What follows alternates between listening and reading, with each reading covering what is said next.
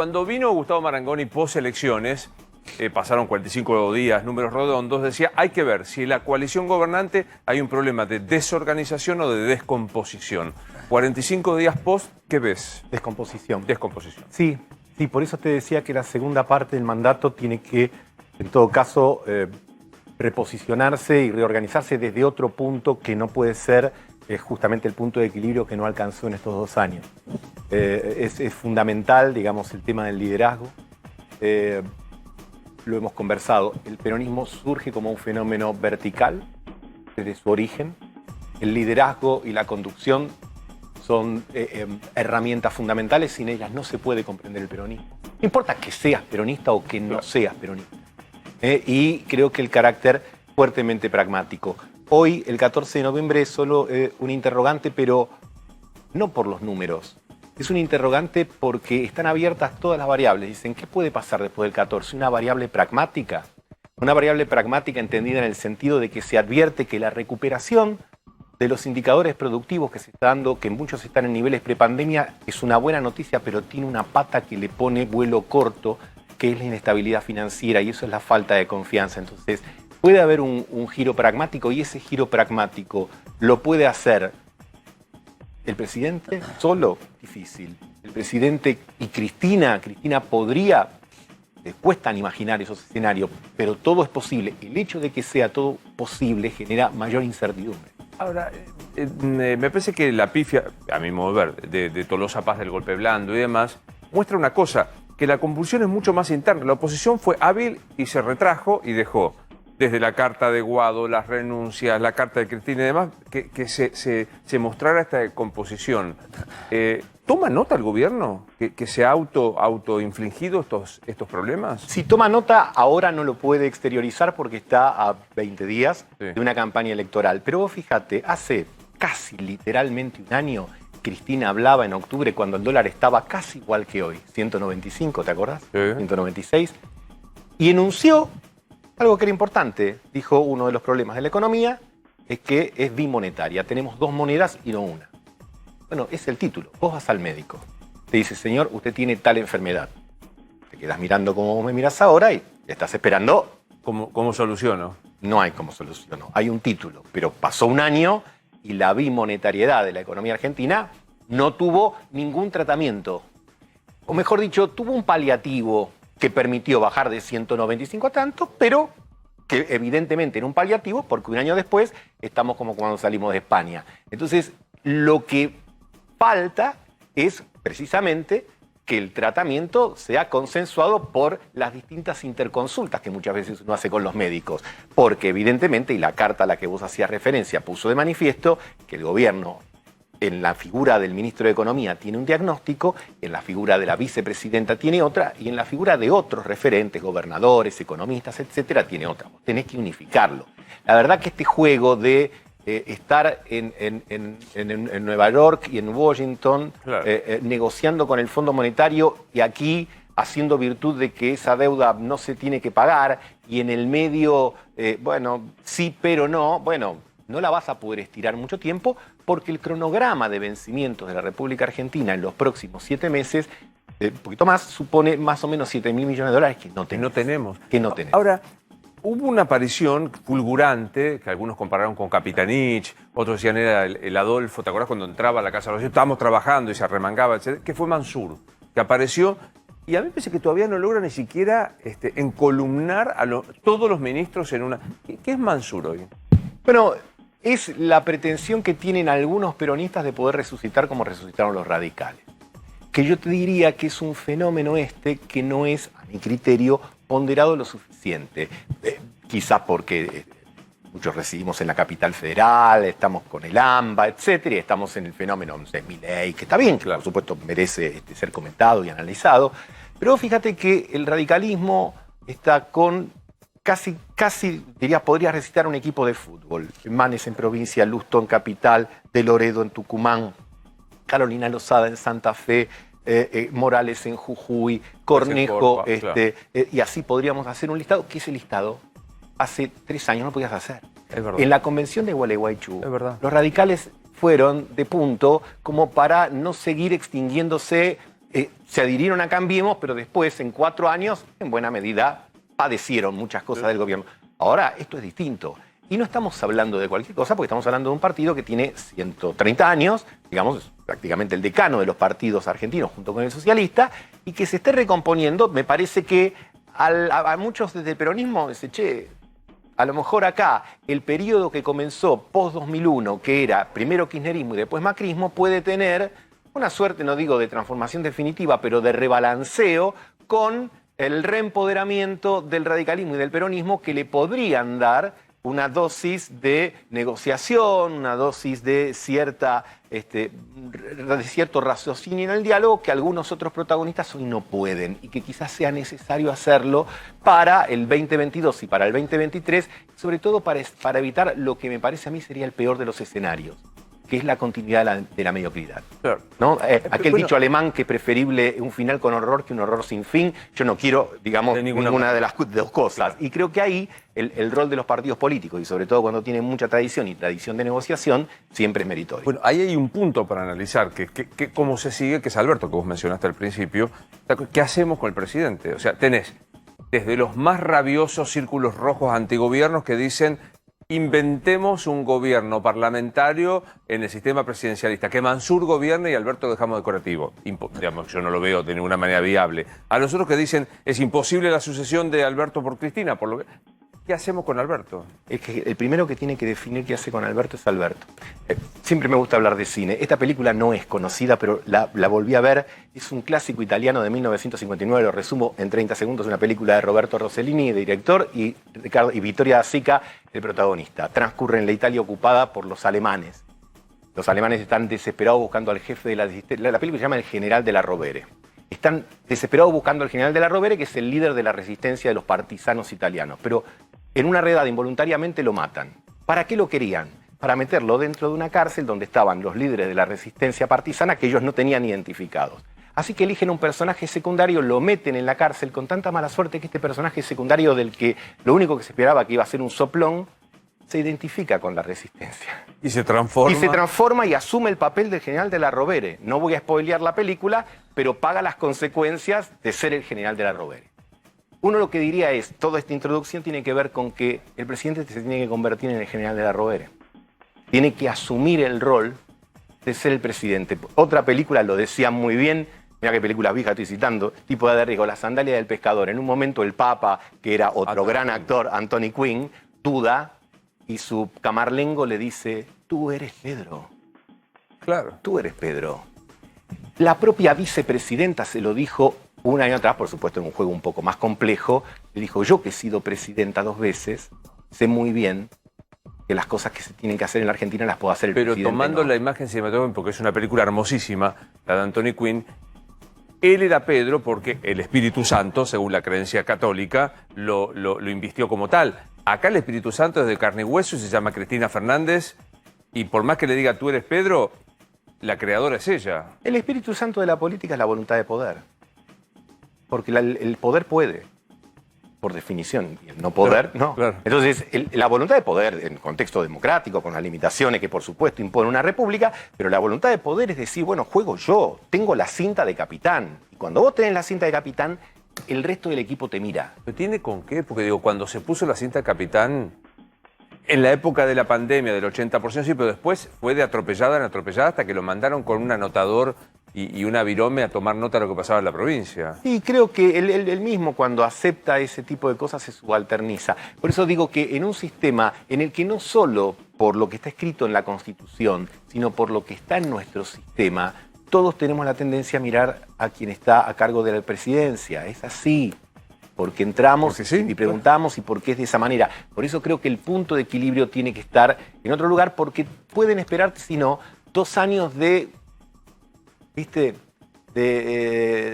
¿Cómo era? Ni Rosetta ni Mira, un dicho también. Pero, y eso realmente, hasta te diría que es una picardía, porque te vuelvo a repetir, hoy tenés indicadores que están en el nivel prepandemia, y eso está bien porque te habla de que hay muchos sectores que han conservado la gimnasia, sector privado que hay que reconocer que en medio de una pandemia, es cierto, hubo ayuda del gobierno, aguantó un montón de cosas.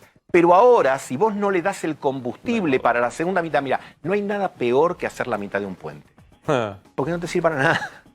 Gastaste la mitad, no invertiste la mitad. Y encima, físicamente, está ahí como la obra de la incompetencia, ¿no? Entonces, este tema, digamos, del fondo, que sí, que no, que el acuerdo está, que no está, que querés cambiar la reingeniería financiera internacional, yo te diría, Claro. más corto, necesitas. Mira, el fondo te va a pedir muchas cosas, seguramente. Hay dos, a mi criterio, que de manera elegante y con la diplomacia financiera te va a decir. Una, tenés que recomponer tu nivel de reservas, lo cual, traducido de una manera menos elegante, quiere decir vas a tener que devaluar. Devaluar. ¿Cuánto? No sabemos, pero vas a tener que, cuando digo devaluar me refiero al tipo de cambio oficial para achicar las brechas. Un país no funciona con 100% de brecha. No funciona, no puede funcionar. Nosotros no vamos inventamos la virome, el colectivo, el mate, no podemos inventar funcionar con el 100% de brecha. La segunda cosa que te va a pedir es que el sendero fiscal, que este año es más bajo que el año anterior, y esa es un poco la pelea que en la confusión trata de ganar Guzmán. Porque en medio, el plan es platita, no es platota. Es platita. En realidad los 6.000 mangos de los bonos de los jubilados no aparecieron. Hay cuestiones así, pero el déficit de este año va a ser 3,5 y necesariamente tiene que ser así. Y el año que viene tiene que ser menor por la sencilla razón de que... Y cuando el fondo te diga eso, lo que te está diciendo, sobre todo que vas a tener que corregir el tema tarifa. Claro. Así que esas dos cosas están en el combo. O sea, no, lo que tenés que ver es existen. plazos, por supuesto. No es lo mismo agarrar la tarifa y aumentarla toda de la noche a la mañana que hacerlo con un plan. Ahora, o lo haces vos... O te lo hace la realidad. Exactamente. Pero te lleva puesta la Lo realidad. peor que te lo lleve puesta la realidad. Quiero otro ir lugar. a la mesa. Sí, Nacho. Sí, Gustavo, después Sí. de las PASO, todos creíamos que Alberto Fernández iba a buscar la moderación y todo lo contrario, se radicalizó. La primera explicación que los que analizamos la política encontrábamos era se está pegando a Cristina y obviamente se lo criticó mucho. ¿Tenía otra alternativa Alberto Fernández para salir de esa crisis que significó esa derrota? Porque uno recuerda a Cristina Kirchner en 2013 hizo exactamente lo mismo, siendo ella la que tenía todo el poder.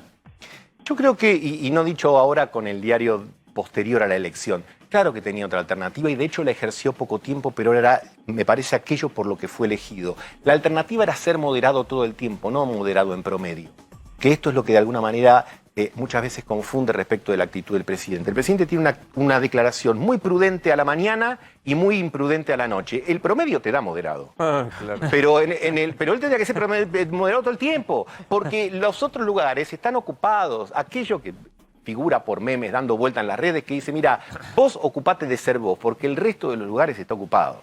Entonces, el presidente, en su momento, digamos, de mayor despliegue, que fue muy breve, lamentablemente, lo tenía a Axel Kicillof y al amigo Horacio, como lo llamaba él. Claro. Bárbaro. Era el lugar, era el centro, Era eso. Era el momento donde uno decía, se volvía para ser mejor, hasta que en un acto posterior a Vicentín, y creo que fue el de La Plata o algo así, Cristina cambia y dice, volvimos porque éramos mejores, volvimos porque el 2015 teníamos los salarios más altos en dólares, y dice, pará, vos ya cambiaste el diagnóstico, de una manera muy sustantivo, no volvés para ser mejor, volviste porque, bueno, si volví porque ser mejor no tengo mucho que cambiar. Y la verdad es que el cambio no solamente tiene que ser de modales, de palabras, de gestualidad, que por supuesto bienvenidos son. Esta Argentina estancada hace muchos años, que no crece, hay un libro que ya está más que recomendado, pero paso el aviso parroquial porque lo escribe a mi criterio uno de los intelectuales más lúcidos que tiene Argentina, que es Juan Carlos Torre, Diario de una memoria en el quinto piso es la sede del Ministerio, el piso que ocupa el Ministerio de Economía, y cuenta la Argentina y las vicisitudes que tenía el equipo de Alfonsín, el equipo económico de Surruil, de la cual él participaba como sociólogo. Es un diario donde él toma anotaciones y desgrabaciones en el momento, así que nos lo está escribiendo ahora. Muy valioso. Y vos lo lees y estamos en un loop sin fin. Inflación, acuerdo con el fondo, problemas de Alfonsín entre la pata política del gobierno y la pata económica que no se podía poner de acuerdo. Y vos decís, y te recordás aquella frase de Mark Twain que dice, la historia no se repite, pero a veces rima. Y esta historia nuestra rima mucho con la de la década del 80. Y el Alfonsín que tanto invocaba Alberto al comienzo de su gestión, él se termina más pareciendo al Alfonsín de los problemas, al Alfonsín que tarda un año para cambiar al presidente del Banco Central porque era del partido, pero era evidente que no podía continuar al frente del cargo porque no tenía la idoneidad o la capacidad, hasta que pone a Zurruil y logra al menos temporalmente una estabilización que después sabemos cómo termina. Pero vos ves los problemas y decís, no solo en la Argentina 20 años no es nada, 40 no son nada. Sí, Rosario. Muchas crisis internas dentro del Frente de Todos seguramente van a continuar si hay una derrota el 14 de noviembre, pero ¿te imaginás un espacio roto que algunos dirigentes incluso se puedan ir y que se rompa definitivamente? No se puede descartar. Creo que el hecho de que Juntos se mantenga unidos siempre es un elemento para tratar de mantener la unidad, porque si no ahí podés tener un fenómeno más, digamos, de mayor deterioro, ¿no? Porque evidentemente para tomar esta determinación, y voy a citar otro gran libro de estos días, el de Gerchunov y Royora, La moneda está en el aire, la moneda está en el aire.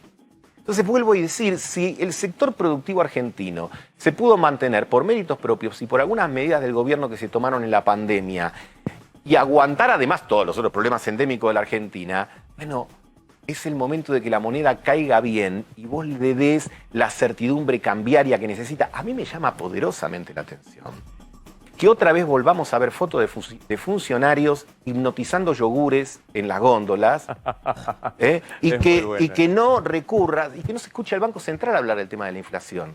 Está equivocada la estrategia.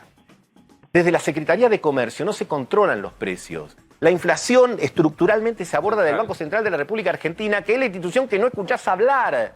Entonces yo te digo, mira, vos podés, ya lo hicieron además, ya el año pasado estaban mirando ahí la lata de aceite, tomando nota para la foto, porque sabemos que no, ¿entendés?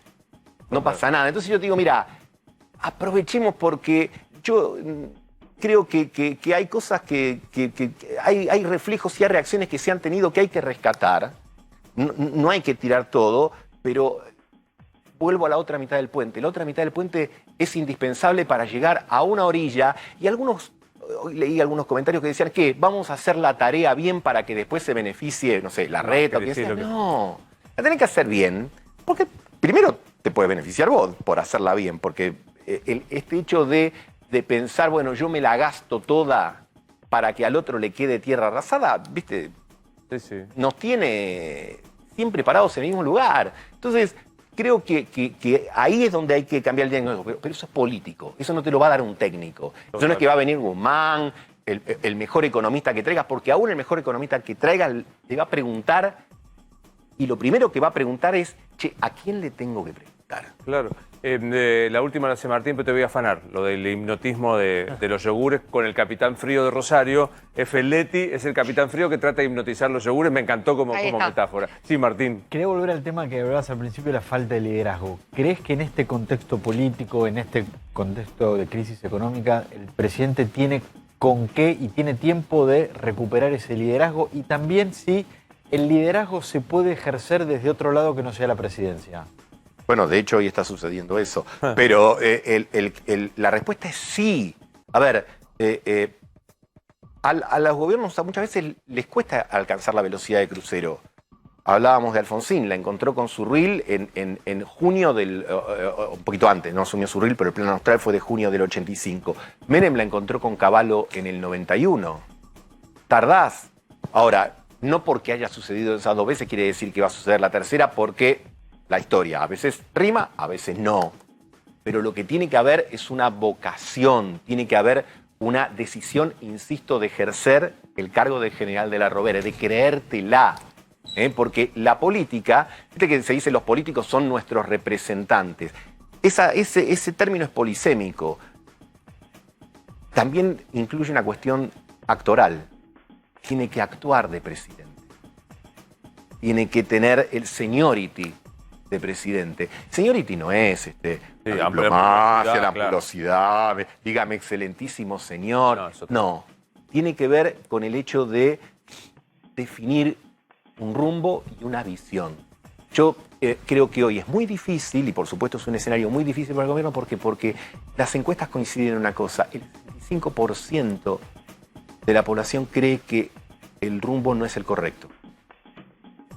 Mi apreciación personal es que eso merecería a lo mejor ser, digamos, como más desagregado y poder verlo, pero de alguna manera es porque no podés transmitir que hay un rumbo.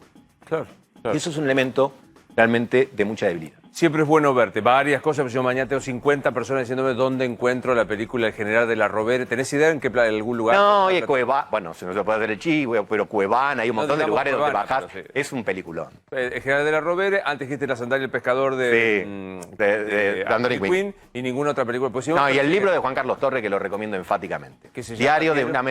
Diarios de una temporada en el quinto piso. Bien, y agradezco que hayas venido con camisa de manga larga, arremangada y no camisa de manga corta. En este programa se ha declarado anatema al que lo haga. Gracias por venir. Gracias por la invitación, Luis. Bueno, Zanini pidió la quiebra de todo el grupo Macri, de todo lo que huela a